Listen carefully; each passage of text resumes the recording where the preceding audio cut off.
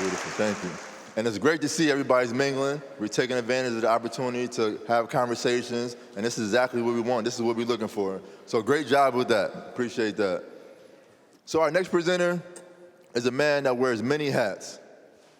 But what's interesting is not that he wears so many different hats, but that he wears them all extremely well. Please, let's welcome Mr. Rick Matthews. No, stay seated, Hi. My name is Rick. I've been a stand-up comic for the last 11 years or so. That's one of the reasons why they asked me to come here today. Another reason they asked me to come here is that for the last 15 years, I've been an officer in the Department of Corrections, 13 of which at this facility. So when they asked me to do this, I accepted right away. And then I asked them what the theme and the topic was for this event. And they told me healthy living. So I was like, well, I had a good run. Thanks anyways. But then they told me healthy living was acceptable, and I was like, well, I've been mentally health, that also counts for that. So I was like, you know what, I've been faking that for years. I can do that for at least 4 more minutes. So here, you might notice I'm not in uniform today. I didn't wear a uniform today for a lot of reasons. One, I'm on vacation until the 23rd, so I'm not gonna wear that thing whatsoever. 2, I don't have any clean laundry, and I won't probably until the 22nd. So that's another reason. And the main reason is that I don't want to be seen like that today. I want to try and illustrate that we don't have to be the people that everyone sees us as when we're behind these walls. Everyone who's in here right now, everyone who walks around today, we all have preconceived notions laid upon us from the minute we walk in here.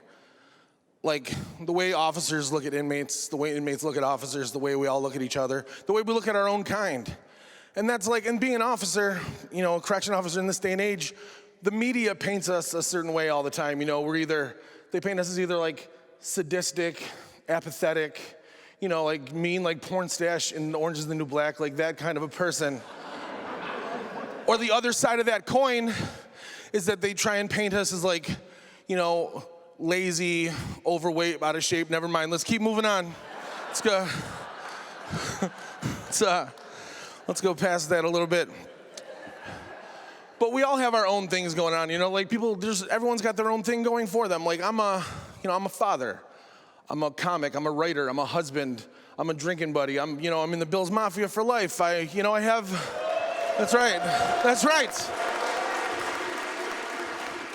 I'm gonna jump through a table when I'm done with this, just to make it, but we're all, you know what I mean? I can be sarcastic, I can be a jerk, you know what I mean? That's just the way it is.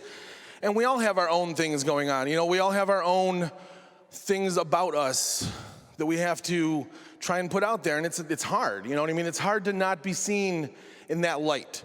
You know, it's hard to not be seen as, you know, a guard, a CO, a criminal, an inmate, a murderer, a drug dealer, you know what I mean? Like getting past that is what we have to do in order to just to survive, you know what I mean? And it seems impossible, but it's not. Like, you know what I mean? That word impossible, that's the problem. Is that we waste a lot of our lives thinking about what's possible and what's not and thinking that things are impossible. And the word impossible, that's what the walls that are built around us that we build ourselves. It's not impossible. Like 15 years and 100 pounds ago, like I thought it was impossible to do 25 years in this department. Like the end was out of sight. It was impossible. You know, now it's impossible to lose weight. If you're divorced, you think to yourself, it's impossible to meet somebody else. It's gonna be impossible to fall in love again. You know, it's gonna be impossible to not be seen as that criminal, you know what I mean? To not be seen as weak, to not be seen as, you know what I mean? You tried your best to not be seen as just a wife, you know what I mean? Like there's a lot of things to overcome, and that's the problem. And those things that we do, those are the walls that we build inside our head, and your will to try and become a better person, like that's what you can use to try and break down these walls and stand on top of the rubble, you know what I mean, and be better. Because these walls are around us all the time, not just the ones outside of this building, but the ones in our heads, you know what I mean? And you're in the shadows of those walls no matter where you are. You could be in here, you could be on the ride home, and those walls are around you, you know what I mean? And unless you try and overcome what these walls are, there's no way to like feel the breeze on the other side to see how green the grass is, you know, and that's the thing that we have to try and be better in our own heads, and that's the only way through it. That's the only way, like your will to be a better person, that's the bulldozer, you know what I mean, that you need to knock down these walls. Now, I want you all to keep in mind this is a metaphorical bulldozer. I don't want to be held responsible for some sort of an elaborate bulldozer escape plan that happens here. That's not what I want to have here. Now, for you guys in here that live here, you guys that are locked up, you guys, I mean, let's be honest. Like, I might, you know, I should just say it out loud. The deck is stacked against you guys from the minute, you know, we put a sweater on you in jeans and send you on the bus. You know what I mean? It's hard out there, you know what I mean? But it's not impossible, it's just hard to try and get a job in a place that doesn't trust you. You know what I mean? To try and like get a footing in a world that doesn't want you. You know what I mean? To try and make a competitive wage at a job that, like, they know that you need them more than they need you. You know what I mean? And is that impossible? No, it's just, you've got to have that will to get past it. And that's what this is, you know what I mean? That's what all of this is. You need to be ready. That's what you're training for now every day when you wake up. You know what I mean? Because you don't have to be the person you were when you got locked up. You don't have to be the person you were yesterday. You can wake up tomorrow and realize that guy yesterday was a jerk. You know what I mean?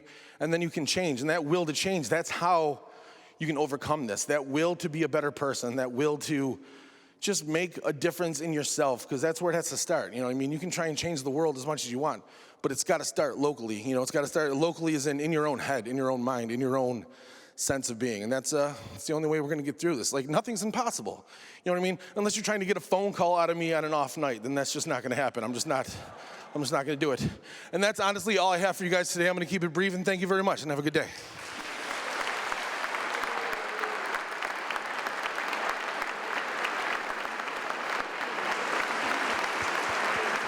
Thank you, Matthews. And I don't have any jokes. I'm not going to try to follow him up. He's a comic for a living, so I'm going to leave that alone. But I can say that he's one hell of an officer. Our next presenter is someone that I have known for quite some time since being here in Attica. From the first day, and even now, he has always displayed a desire to help others while being a positive example. And he also had a lot more hair on his head back then, too. Please welcome my friend Phil Glazer.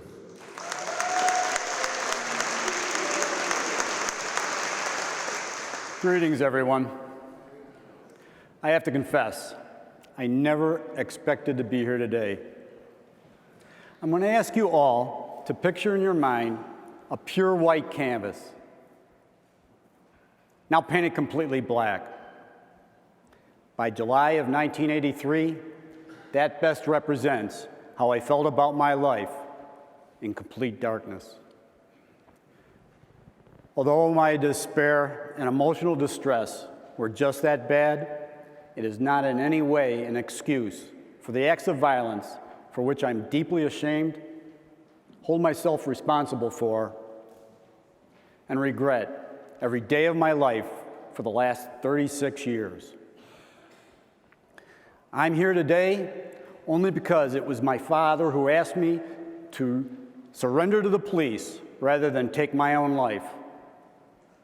And he later told me, Phil, life is not over, it's just going to be different.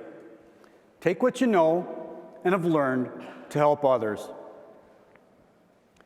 During the 15 months of counseling before my trial, my counselor got me to understand that suicide is not the answer to my problems, and that it would have been heartbreaking for those who love me for the rest of their lives. It was also artwork that helped pull me out of this most painful period of my life by starting to do drawings almost every day, which was very therapeutic. After sentencing and entering the prison system, I was asked if I wanted to put in for a certain facility and requested Attica. What? Attica? Are you nuts? And maybe some of you had the same sentiment when you received your invitation to this event. Well, for me, Attica was close to home, so that my parents, family, and friends could visit. And I had read an article in the Buffalo Evening News about a great art club they had here. Arriving at the Attica Correctional Facility, I learned that the art club had been disbanded a month prior. That was discouraging. However, I was placed in a commercial art class, which I didn't know they had here, and unfortunately, due to budget cuts, was discontinued in the mid-1990s. Derek, an inmate teacher's assistant, who became my mentor in this art class, asked what medium I'd like to go into. Pointing to a painting nearby, I said, I want to do that, and was told it was a watercolor, the toughest of the painting mediums. That's exactly what I wanted. I wanted a challenge. No, I needed a challenge for something to live for. I was so excited to receive watercolor brushes, paints, paper, shown a few basic techniques, and given some sound advice to always get a good critique. And a good critique is not just what you hope to hear, but also, and especially, what you need to hear. Genuine constructive criticism has been responsible for improving my art ability, as well as my life in general, which is helpful in an effort to being a better artist and a better person. Derek asked if I'd like to donate my first watercolor to the 1986 Buffalo Philharmonic fundraiser. I didn't think it was very good, but he assured me it had merit. I was pleased when it raised $100 for them, and it felt good to be able to make a positive contribution to society. This gave me another purpose for doing artwork, making it possible to express my contrition in a sincere gesture for the grief I feel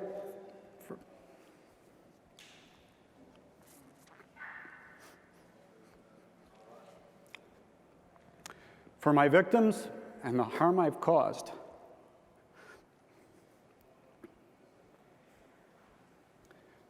Other art projects have been used to help the Crime Victims Fund, Hope of Buffalo, the Kenmare Neighborhood Watch Group, the National and International Special Olympics, and the Law Enforcement Torch Run events. One of the hardest adjustments being behind bars was I missed my best friends who could not visit. But it's been through my paintings that I've been given a fantastic way to remember the Siberian Huskies that I had. I'm the one in the middle with the hat and the brown beard mustache. And also the things I had done and the many places I had traveled to. Like my mom had said, places that many only experience through National Geographic magazines, like Antarctica, New Zealand, Tahiti, Hawaii, and Alaska. The most amazing event in my life happened when I did a painting to thank that person for all the counseling he gave me in jail. At a baptism reception for his granddaughter, the baby's godmother was walking around and stopped to admire a painting.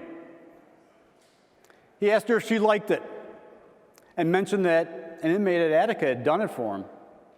She replied that she knew someone at Attica too, and added that they had dated in 1972, but circumstances had separated them. Can you imagine her surprise when he told her that the painting she liked so much was done by the same person she knew in '72? The godmother was Kathy, a phenomenal woman and my first love. A few years later, we were reunited after a number of other unusual circumstances, and in August, we celebrated 25 years together as husband and wife.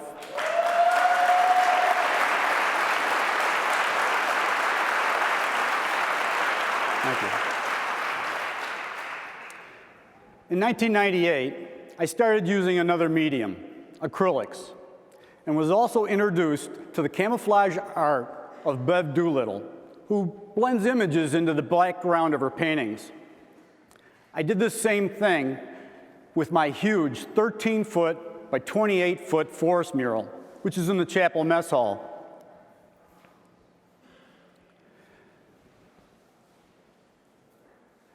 I can't help but grin when I see someone's arm shoot up, pointing to the mural after finding some of the 38 faces and animals that you have to hunt for. Many even find things that weren't even intentionally put in the mural. Leatherwork was another creative adventure that I got involved in, making and designing purses. I especially enjoyed combining artwork and leatherwork in doing wallets, Bible covers,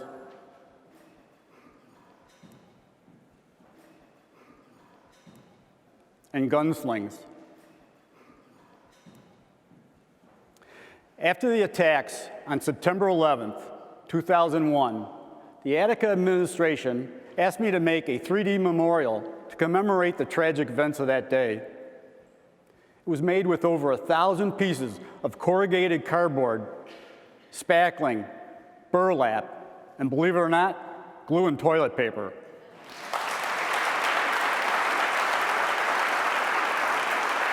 Thank you.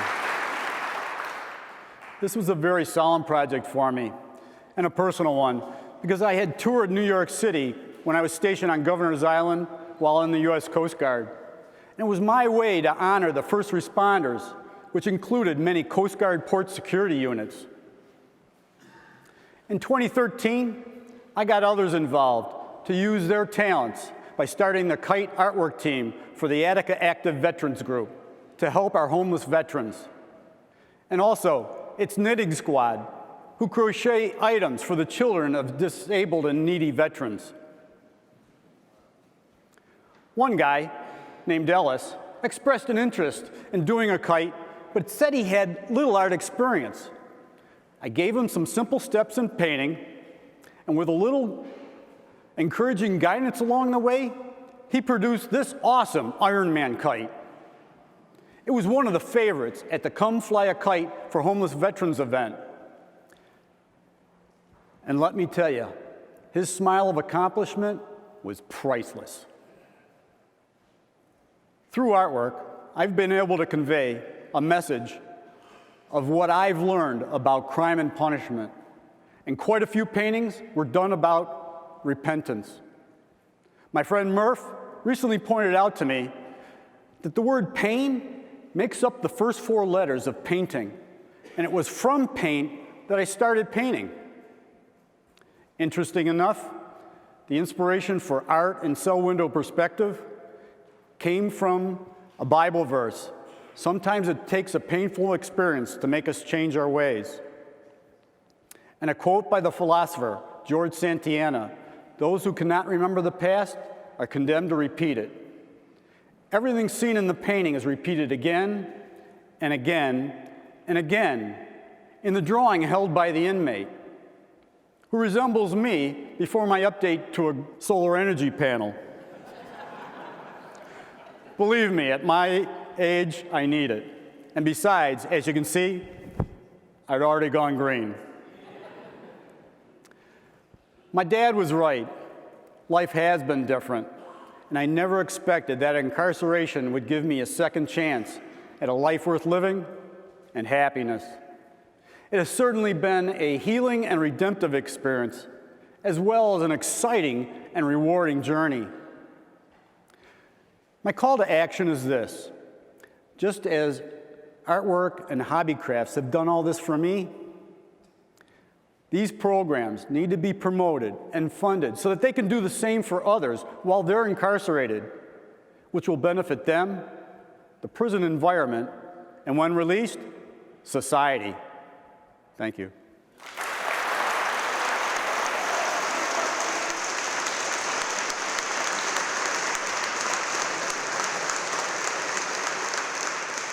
Thank you, Phil.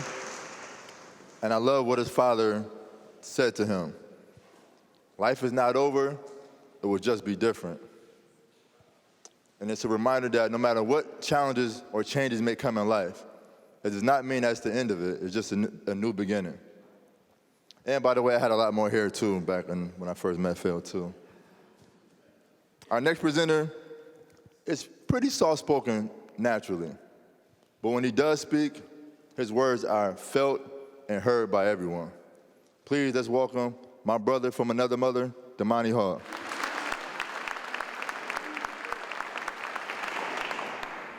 I have been consumed by sorrow and pain. A series of negative memories harassing my soul and brain, reminding me of my past. Now, I am a man of great faith, so I know that I will never finish last. However, my current surroundings only reminds me of the beautiful life that I once had. I had taken a lot of things for granted because at that time I didn't appreciate it, nor did I understand it. Despite all of my storms and trials, I have traveled many miles, but the lessons along the way is what I have failed to examine. Life is precious and is too short to waste. And I will surely tell you why. Because I went from a college campus to a prison campus. It all happened in the blink of an eye. My life has consisted of many ups and downs, many smiles and frowns, but it's unfortunate because I am the ultimate reason as to why my life has been driven into the ground. Following false idols and repeating the same cycle, I was unaware of my situation, which had eventually became vital. My lust for women, a diseased mind, my neglect for the truth, substance abuse were all negative tools that I had used to destroy my youth. And now honesty has now become my truth. And now I'm sincerely devoted to making a difference in this world through every word that I have spoken.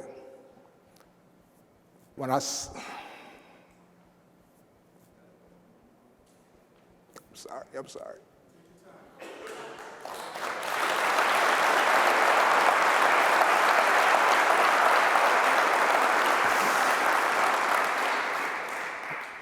When I sit back and I think about all of the lives and the people that have been affected because of my actions, that guilt and that shame, it brings me deeper than the ocean. God's endless love and his mercy is my potion, that pure medicine that helps me to stand. No matter what I may endure or possibly suffer from, it's all a part of a greater plan. Love, courage, and determination will lead me to the exoneration of all of my past failures and my regrets. And deep down in my soul, I know that this is true. Dedicated to my new way of life, along with repentance and change, I have now been consumed by you. God bless you all. Thank you very much.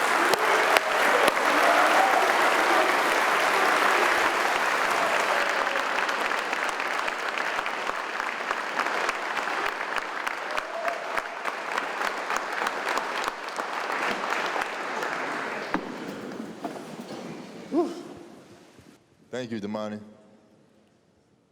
You took us all down that journey with you of your walk to redemption. Our next presenter, a few words come to mind when I think about this guy. Interesting, amusing, intelligent, aspiring author, and that's just to name a few. But the one word that truly describes him to me is friend. I ask you to welcome to the stage, John Tolliver.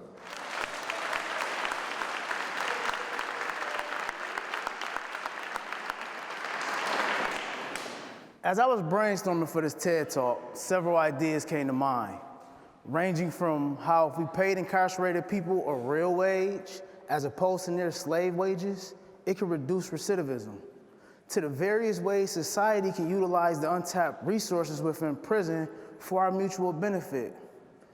But strangely, the idea that resonated the most, although somewhat controversial, is that a hot dog is indeed a sandwich. Now, given the theme of this event is healthy living, healthy lifestyles, it seems pretty far-fetched that such an idea would cut the mustard. or much less be one worthy of being spread. However, hope is one that we all can relish. Several years ago, my younger sister apprised me of a discussion on social media about whether a hot dog was a sandwich or just a hot dog. At first, I considered it asinine that people will waste their time on something so trivial. Besides, whether it's a sandwich or not won't change how it'll taste. But being naturally impish, I decided to see how such a question would fare in this prison environment. So I conducted an unscientific poll, and I got some great reactions. Oh, by the way, a lot of people thought I needed a mental health referral for even calling a hot dog a sandwich. But these reactions caused me to do some serious soul searching. Not just because I agreed with both Oxford and Merriam-Webster on recognizing a hot dog as a sandwich. After all, if meatballs on a split roll is considered a sandwich, then so is a hot dog. But it was more so on account of how I also was able to be biased due to simply being accustomed to labels and beliefs about them. For instance, in prison, we tend to view snitches and sex offenders as the lowest of the low, at the bottom of the criminal hierarchy. In fact, some individuals go out of their way to ensure that either categories of these people serve the hardest time possible. Earlier in my incarceration, I wholeheartedly agree with that sentiment. Now, typically, I'm very cautious of who I associate with, as I have major trust issues due to the lifestyle that I previously lived. So I tend to keep my circles really small. In 2011, I moved to a cell in another part of the prison, and over time, I befriended this brother who was a few cells away from me. He was a comedian by nature, a seemingly decent guy, and one heck of a cook. His motto was, "You buy it, he'll fry it." And frankly, the brother could fry. Hey, I love chicken. Watermelon too, but I don't like grape soda. As some time passed, I noticed one particular officer always gave this brother a hard time. Being curious, I wondered what the problem was all about. So I inquired, and that's when he disclosed what he was incarcerated for and the details of his case. Needless to say, but I was shocked to discover this brother nicknamed Murder was a sex offender.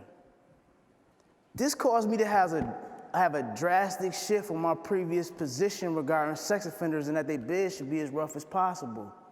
My friend didn't fit my presumptions of a sex offender because I, like many, tend to picture pedophiles and serial rapists whenever I hear the label sex offender. But what's more disturbing is, as a society, we are far more comfortable with murder than sex offenses. As a parent myself, this is difficult to fathom. Theoretically, would you rather your child, your sibling, your parent, or your loved one survive a rape or be murdered? Let's be crystal clear. In absolutely no way am I trying to diminish or be insensitive to the trauma endured by victims of these crimes, as these are horrific acts that no one should have to endure. It's just sometimes labels prevent us from seeing things clearly. But as I was saying, this brother professed not to have committed the crime he was accused of, and previously had his conviction reversed on appeal, only to be found guilty at a second trial. And that conviction was also subsequently reversed. So he found himself in a precarious situation and sought my input. His choices were to, 1, plead guilty to a crime he says he didn't commit, receive a favorable deal, be released and required to register as a sex offender, or 2, go to trial for a third time where he could be found guilty and still labeled a sex offender, or perhaps be successful and still be viewed as a sex offender who just got over. Could you imagine being faced with such an unenviable decision?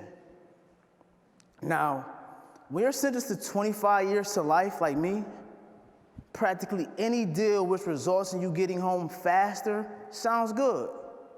But how do you rationalize accepting what may be the worst scarlet letter of them all? Sex offender. You don't. You remain yourself and you love yourself despite that or any other label people may put on you. Unfortunately, several years ago, I didn't feel that way. My mother named me John, but in the streets of Buffalo, New York, I was known as Criminal. This nickname caused me to lose sight of who I was and could become. Regrettably, I felt compelled to live up to this nickname, even though I dreaded being called it. But eventually, people only saw me as Criminal.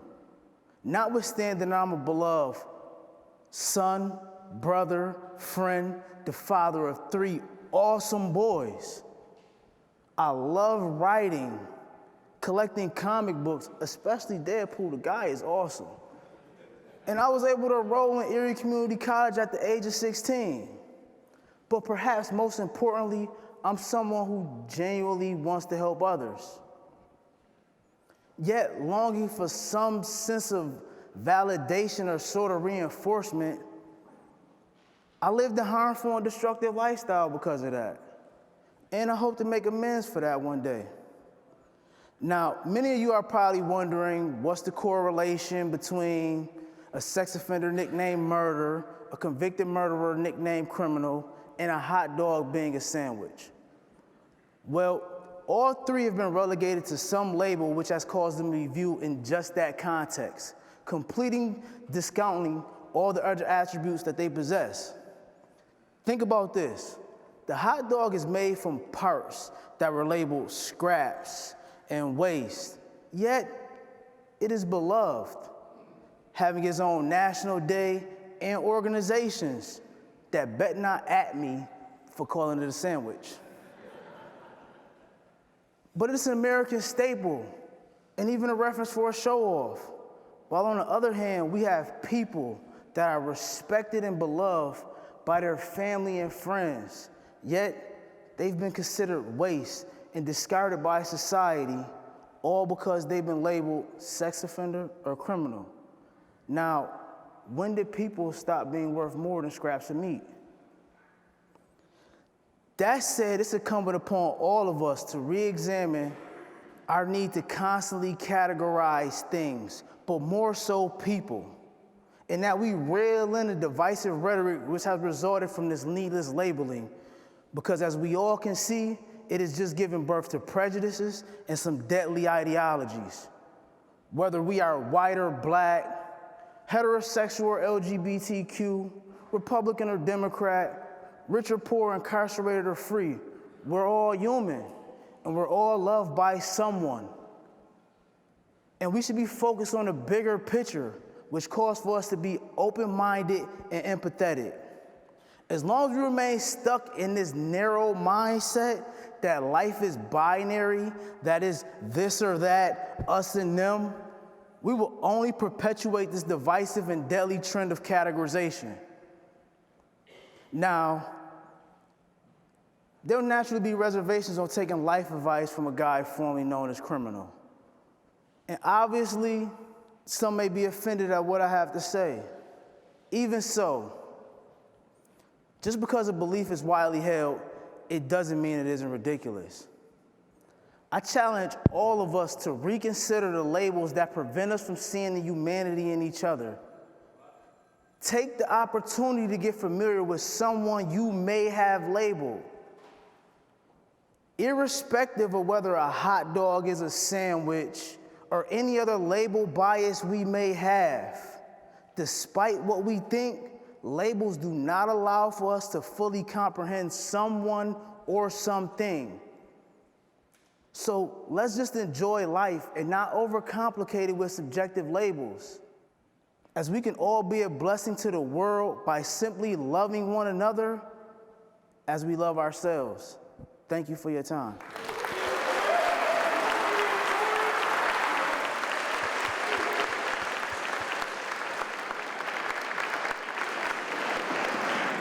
Thank you, John. Is a hot dog a sandwich? I did say he was interesting. I did say that. And I don't care what he says, I'm not jacking a hot dog a sandwich. I'm not going for that one. And he mentioned coming up was a croissant or donut, so I guess that's going to be his next talk, is a croissant or donut. Our next presenter has been pretty busy. He's a New York Times best-selling author, restored voting rights for felons, and even managed to lower the unemployment rate in the state of Virginia. Not to mention, he's a Syracuse, New York native. Please, let's welcome former Governor of Virginia, Terry McAuliffe.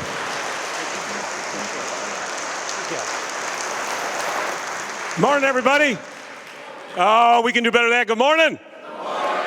First of all, I want to thank Delia and the TEDx folks. Give them a great round of applause. Thank you. I want to thank all the administrators and all the folks here at Attica for allowing this to actually happen. Give them a great round of applause. And I want to thank the inmates who are here today and for the great speeches they've given. I speak, this is what I do for a living, but I'm telling you, those speeches that these folks gave here today, I'm telling you, let's give them a great round of applause for their great leadership. So you're probably wondering, why is the former governor of Virginia up here in New York talking at Attica? I'll tell you why. Because criminal justice reform is something I led on as governor. I am proud that I restored more felon rights than any governor in the history of the United States of America.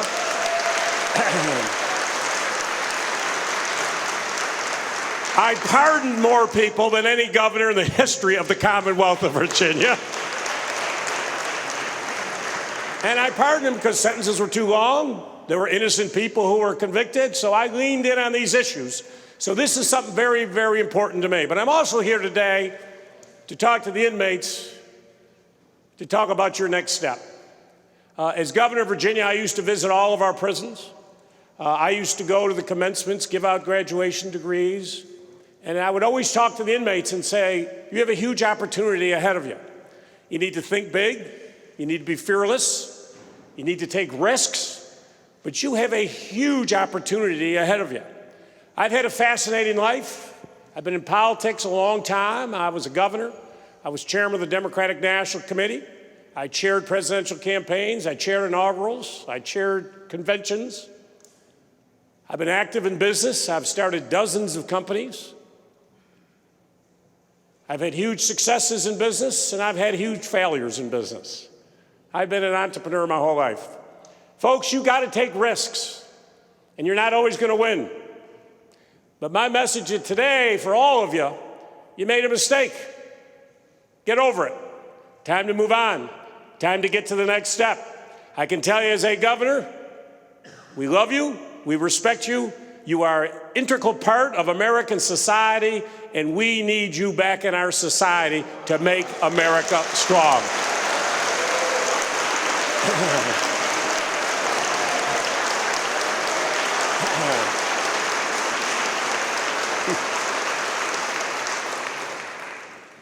My journey started 90 miles west of here, or east of here, excuse me, in Syracuse, New York. You know, I was a kid who grew up, Irish Catholic family. I was the baby of 4 boys. My 3 older brothers would drive around Syracuse. We had a little convertible. They'd yell at people on the street. If they yelled back, stop the car, and I'd have to go out and get in a fist fight and defend our family. Just is what it is. But I knew early on that if I was going to go to college, I was going to have to pay for it. And I saw a guy out sealing his driveway. And I said, you know, they'll hire a young kid to do that. I went home, I typed up a letter, mailed it out, sent it to my neighbors. My first day, I had 10 jobs. I was an entrepreneur. Didn't know anything about it, learned very quickly. Had about 30 jobs my first year. Next year, I'm 15 years old. I got to go big. I got to be a success in life. I got to go to college. I got to pay for it. I remember I went around to the Syracuse savings banks. I went to all their branches, 10, 12 of them, and I took pictures of potholes in all of the Syracuse savings bank parking lots. OnBank was their competitor. I went to their parking lots. They had potholes. I didn't take pictures of that. Parking lots were beautiful. I put a beautiful album together, walked down to the president of Syracuse Savings Bank. I am a 15-year-old kid. I got a wide polyester tie on. And I go to the secretary. I said, I'm here to see the president of the bank. And she said, do you have an appointment? I said, no, but this is life or death for him. I convinced myself. She brought me into his office. Tom Higgins was his name, and I laid it out. I said, look at your parking lot. Look at your competitor. You are losing business, Mr. Higgins. I walked out that day at 15 years old. I had the contract to seal 12 gigantic parking lots. Okay, now I'm in a little bit of trouble, though. I used to take my tar around in a wagon with, 5-gallon barrels. I can't do parking lots that way. So I called up my Uncle Billy Byrne, who owned Byrne Dairy, and I said, Uncle Billy, I need one of your old Byrne Dairy trucks, because I got to go out and buy tar in the big 55-gallon concentrate, big, huge barrels. Can't put that in a car. I said, I need a truck. He said, yeah, we got some out in North Syracuse. You and I'll go out one day. I said, no, Uncle Billy, I got to go today. I said, I got contracts in hand. I got to make money. He said, we're not going today. I'm busy. Billy made a mistake, Uncle Billy. He told me North Syracuse. So I drove out with my buddy. I went out with gas, spark plugs, a little oil, found this huge old graveyard of trucks, probably 30 of them, big, huge trucks. And they're all deserted out there. The grass was this high. I found the truck I liked, and I worked on it and worked on it.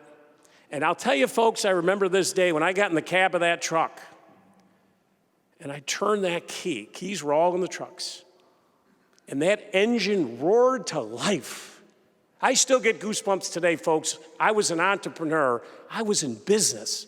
I drove that truck out of that field. I drove down Interstate 81.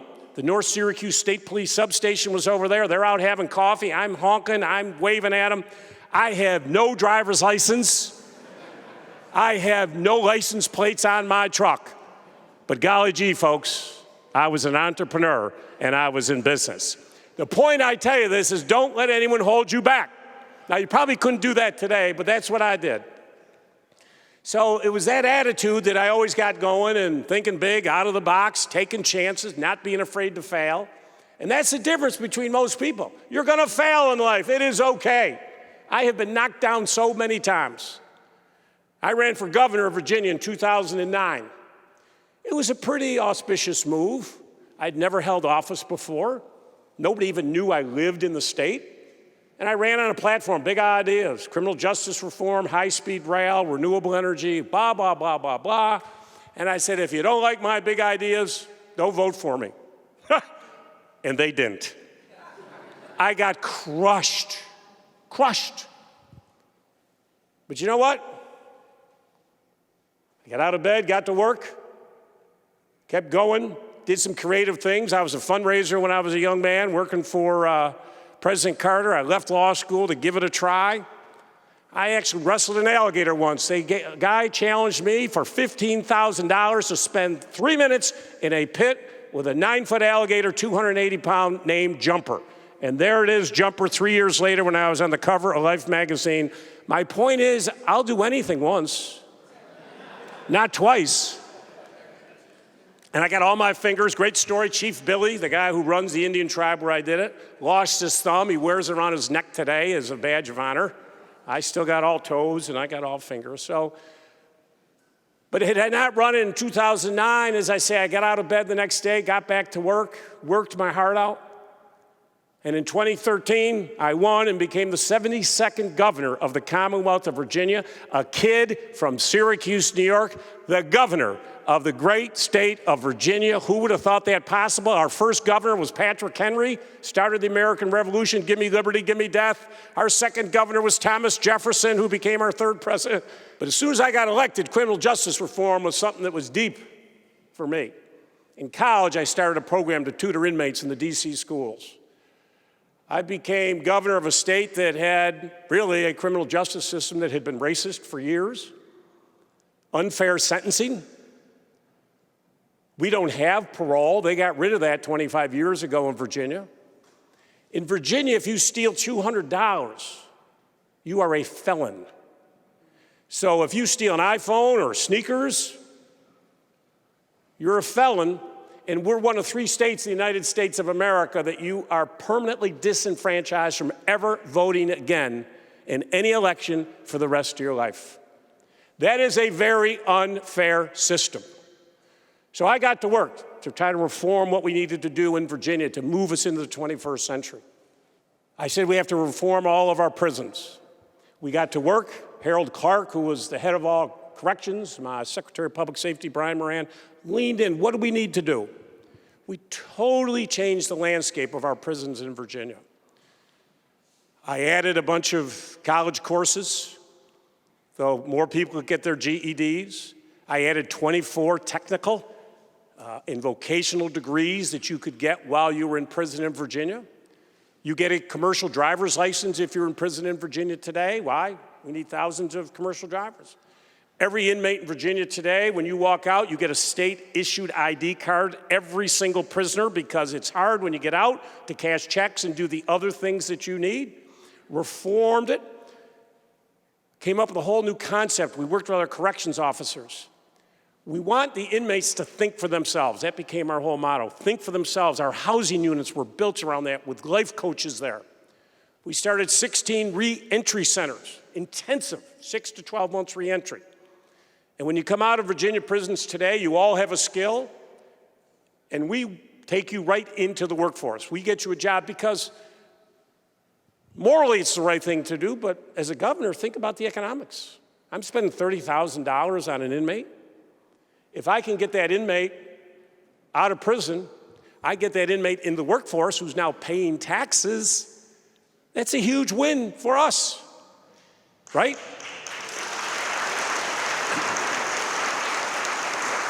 So we did all of these other things, and I'm just telling you, I'm very proud. When I left as governor, we had a high recidivism rate when I took office.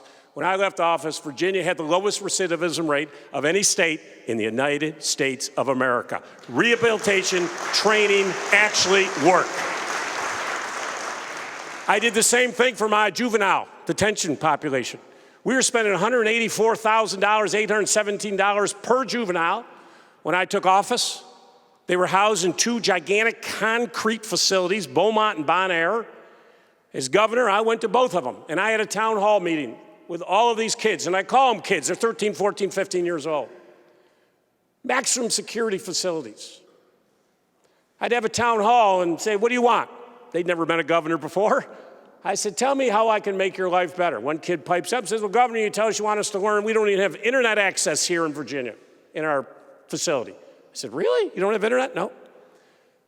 So in my subtle way, I got in my car when I left, and I called my Secretary of Technology, Karen, and I said, you got 30 days to put high-speed internet in all of our prison facilities, or you'll be looking for a new job. And guess what? In Virginia now, every single facility has high-speed internet so the kids can learn online and do what they need to do. And we worked and added more to shut them down and to have smaller community-based where there's training. By the end of my term, we reduced the juvenile detention population by 2/3. Guess what? We saved the state $40.5 million a year, but we also helped these kids. We gave them an opportunity. That's what it is about. Once you're out, you want every inmate, I want them to feel good about themselves. I want them to be successful. I want them to be part of society. I mean, you saw here today, their sons, their fathers, their brothers, they're human beings. And we want you back as successful and as fast as possible. And getting your voting rights back, to me, is a key element. Every person should be able to exercise their constitutional right to vote in this country. And because you made a mistake 50 years before, should not be a bar to you going in and voting in future elections. You're paying taxes. Why the heck shouldn't you vote for the people to determine what your taxes are? And in Virginia, in 1902, a state senator by the name of Glass put it in our Constitution to permanently disenfranchise felons for the rest of their lives. In his quote that day, I quote you, "I am doing this to eliminate the darky from being a political factor in Virginia." That's what he said on the floor of our Capitol, built by Jefferson in 1785.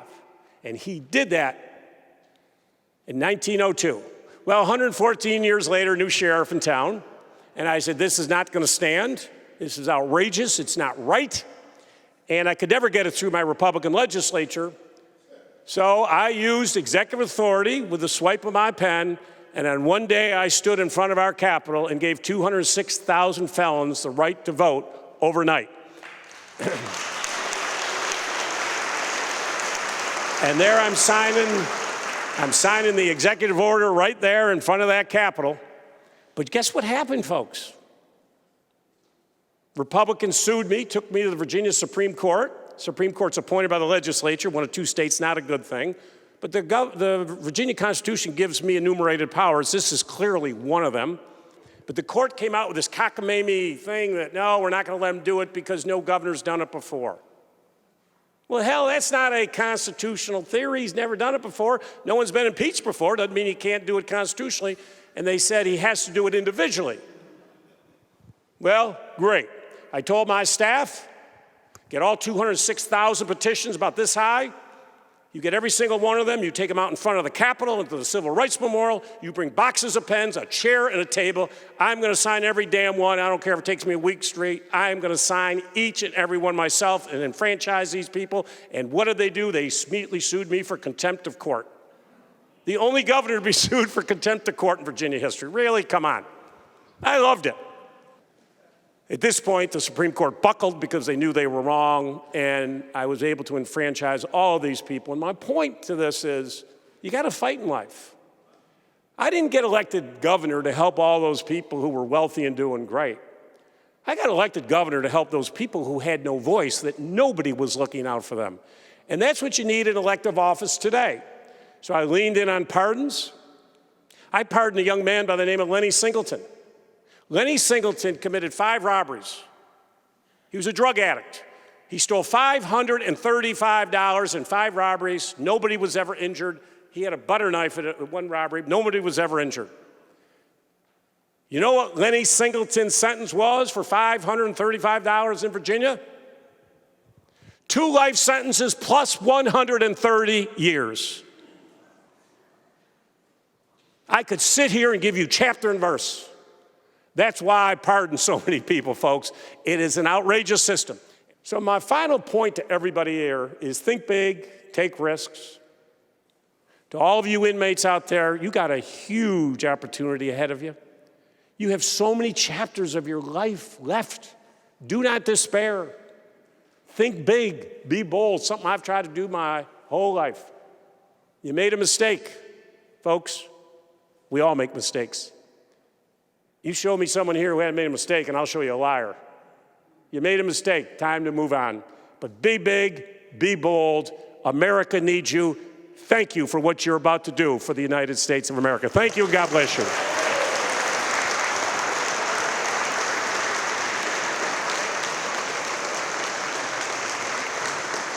Thank you, Governor. As we've seen, there's plenty of talent hidden behind these walls. We've seen great artwork, we heard amazing stories, but there's also a lot of other talent here as well. This next presenter, I wish I had his talent, honestly. But he's a great reminder of all the talent back there. Please let's welcome Mr. Mark Pelfrey.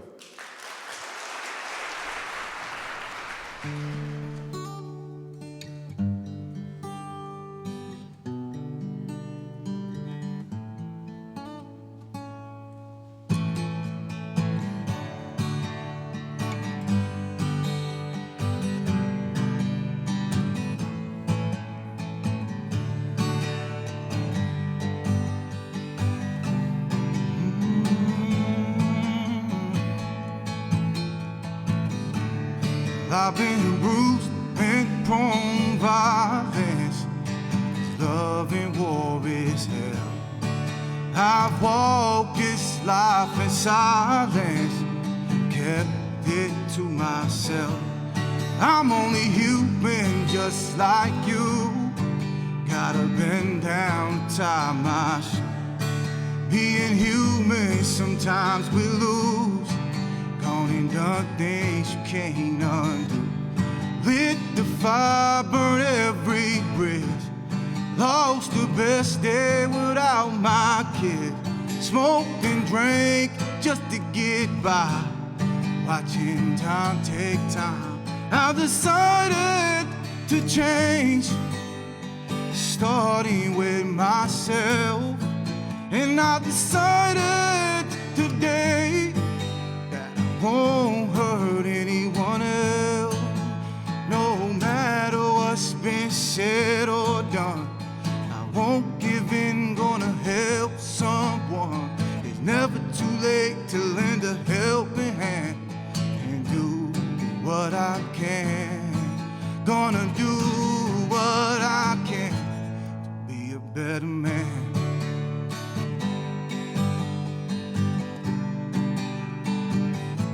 A better man.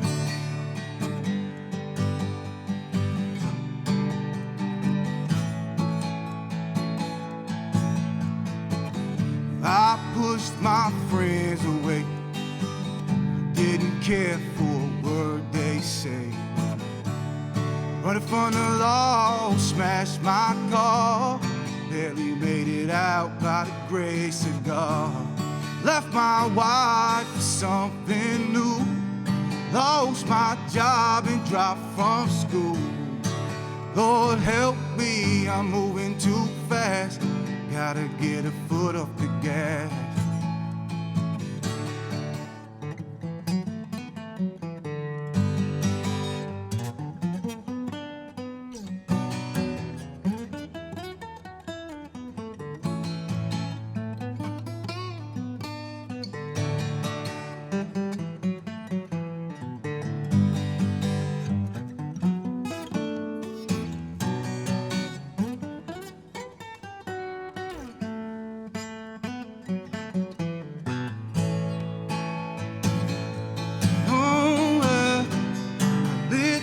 I burn every bridge, lost the best day without my kid. Smoked and drank just to get by, watching time take time.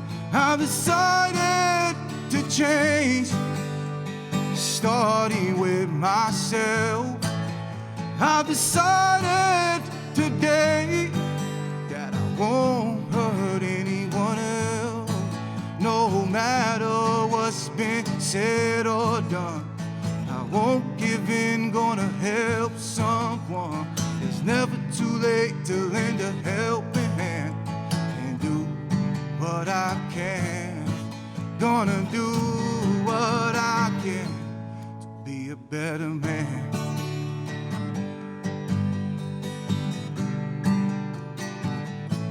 A better man.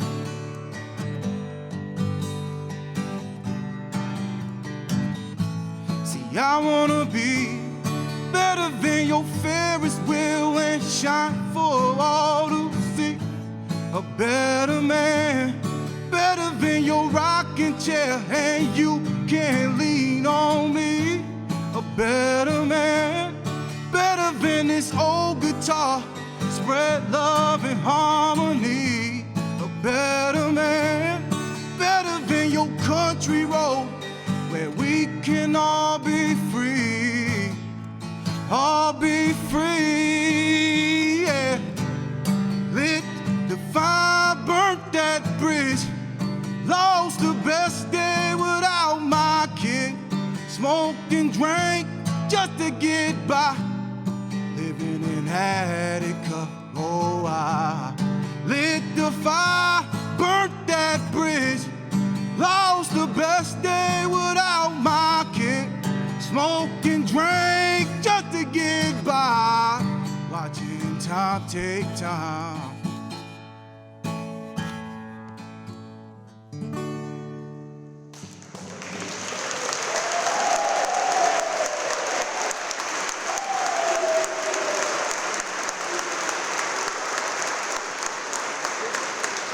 Great job, man, great job. That's the one thing I wish I could always do, was sing. And unfortunately, I can't sing, but I do have other talents. And one of those talents is eating. And I'm very good at that too. But we are preparing for lunch, so we're gonna ask everybody proceed outside. They have lunch, everything set up for us. We're gonna have lunch for an hour, and then we're gonna resume back to continue on with the event.